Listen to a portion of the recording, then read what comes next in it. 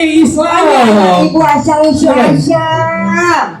Alah Aisyah Usyuk Aisyah. Baju purple aku pantai juga dari barang. Siapa kita tahu ada siapa yang mengikuti perkembangan dia dari Islam. Ada siapa tak? Macam ibu kata, kita boleh berbeza pendapat, tapi kita boleh berbaik at the same time. Betul. Itu je.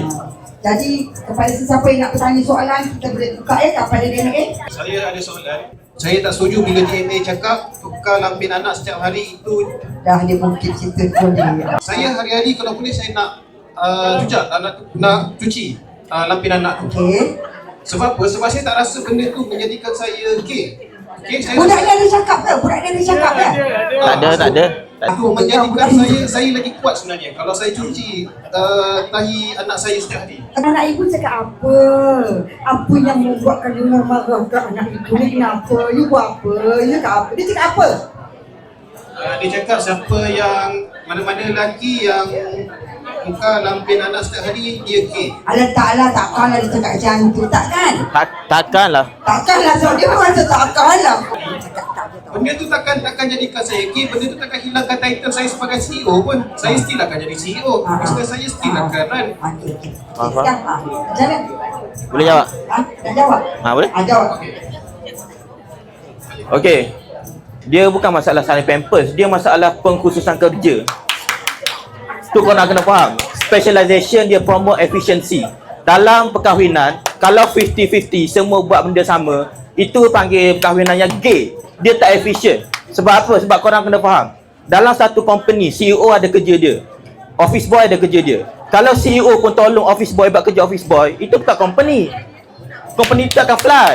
Sama dalam rumah tangga, that mean promote efficiency. That mean tak promote 50-50. That mean nak suami tu jadi full provider 100%. And isteri dia handle logistik. Logistik mana kat rumah. Itulah sebenarnya. Kalau suami tu ada masa setiap hari tukar pampers anak, maknanya suami tu banyak masa kat rumah. And kemungkinan besar suami tu tak provider. And most suami yang saling pampers mostly tak provider. Dia 50-50. Dia tak full provider. Itu poinnya. Tapi adakah 50-50 berdosa? Maybe tak. Kalau isteri tu redha tak apa. So kalau macam Luke nak kekal jadi gay tak masalah. That means tak pernah paksa orang tu tak jadi gay. Kalau korang nak jadi gay, silakan. Tak masalah. Janganlah galak. Geram budak ni aku dah cakap degil dia.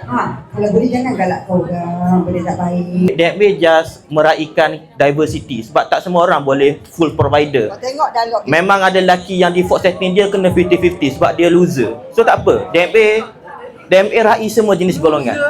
Loser awak cakap saya. Tak. Ni bukan soal personal, ni idea saja. DMA tak attack orang. DMA hanya attack idea. Dia tak attack orang So kalau ada lelaki kat sini yang korang selesa dengan 50-50 and you punya isteri okey, so teruskan. Cuma korang tak cemerlang lah. Itu je lah. Pandai anak ibu apa ada didik anak ibu, nampak tak?